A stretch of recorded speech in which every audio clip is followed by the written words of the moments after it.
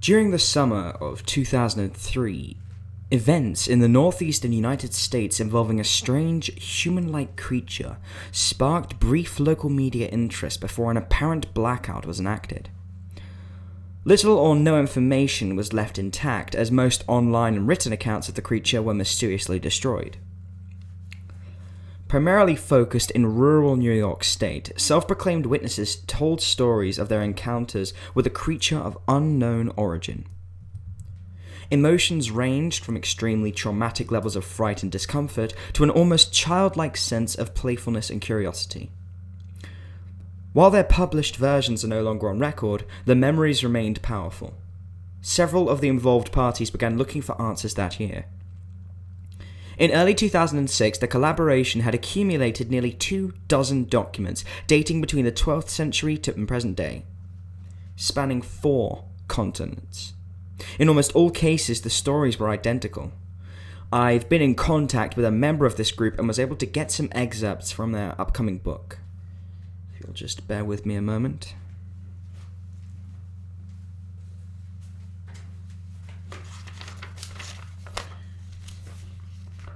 The Rake. A Suicide Note, 1964.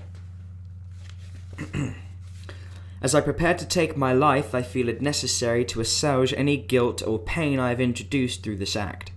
It is not the fault of anyone other than him, for once I awoke and felt his presence, and once I awoke and saw his form. Once again I awoke and heard his voice, and looked into his eyes. I cannot sleep without fear of what I might next awake to experience. I cannot ever wake. Goodbye. Found in the same wooden box were 2 empty envelopes addressed to William and Rose, and 1 loose personal letter with no envelope. It simply said, "Dearest Linny, I have prayed for you. He spoke your name." This is a journal entry. It's a rough translation from Spanish, dated 1880. I have experienced the greatest terror. I have experienced the greatest terror. I have experienced the greatest terror. I see his eyes when I close mine. They are hollow, black. They saw me and pierced me. His wet hand. I will not sleep. His voice, it becomes unintelligible by that point. This is a Mariner's Log excerpt, 1691. He came to me in my sleep. From the foot of my bed I felt a sensation. He took everything. We must return to England. We shall not return here again at the request of the Rake.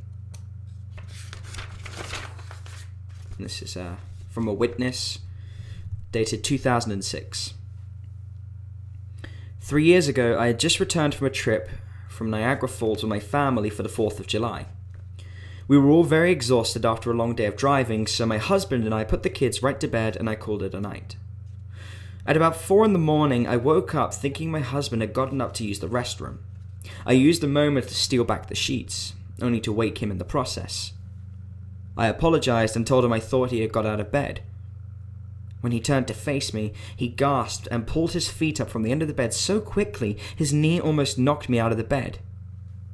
He then grabbed me and said nothing. After adjusting to the dark for half a second, I was able to see what was causing the strange reaction. At the foot of the bed, sitting and facing away from us, there was what appeared to be a naked man, or a large hairless dog of some sort. Its body position was disturbing and unnatural, as if it had been hit by a car or something. For some reason, I was not instantly frightened by it, but more concerned as to its condition. At this point, I was somewhat under the assumption that we were supposed to help him. My husband was peering over his arm and knee, tucked into the fetal position, occasionally glancing at me before returning to the creature.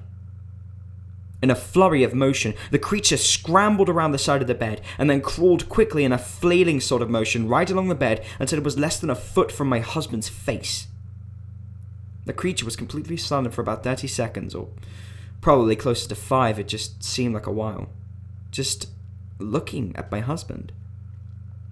The creature then placed its hand on its knee and ran into the hallway, leading to the kids' rooms.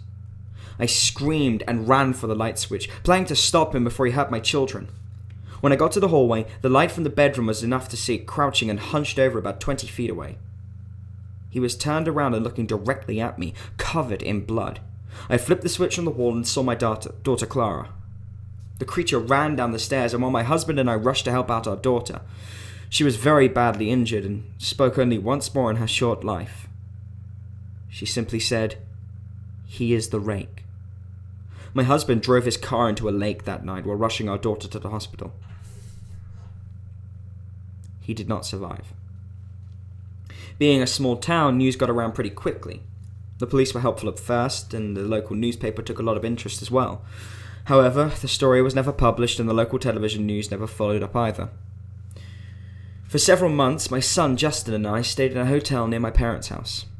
After we decided to return home, I began looking for answers myself. I eventually located a man in the next town over who had a similar story. We got in contact and began talking about our experiences.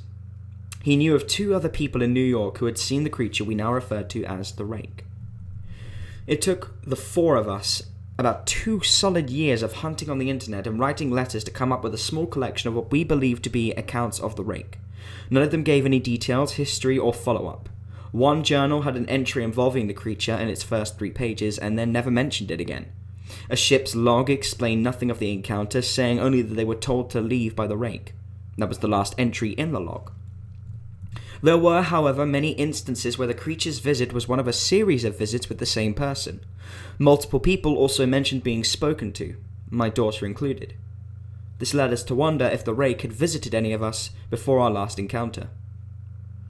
I set up a digital recorder near my bed and left it running all night, every night for 2 weeks. I would tediously scan through the sounds of me rolling around in my bed each day when I woke up. By the end of the 2nd week, I was quite used to the occasional sound of sleep while blurring through the recording at 8 times the normal speed. This still took almost an hour every day. On the first day of the 3rd week, I thought I heard something different. What I found was a shrill voice. It was the Rake. I can't listen to it long enough to even begin to transcribe it. I haven't let anyone listen to it yet. All I know is that I've heard it before, and now I believe that it spoke when it was sitting in front of my husband. I don't remember hearing anything at the time, but for some reason, the voice on the recorder immediately brings me back to that moment. The thoughts that must have gone through my daughter's head make me very upset. I have not seen the Rake since he ruined my life, but I know that he has been in my room while I slept. I know and fear that one night I'll wake up to see him staring at me.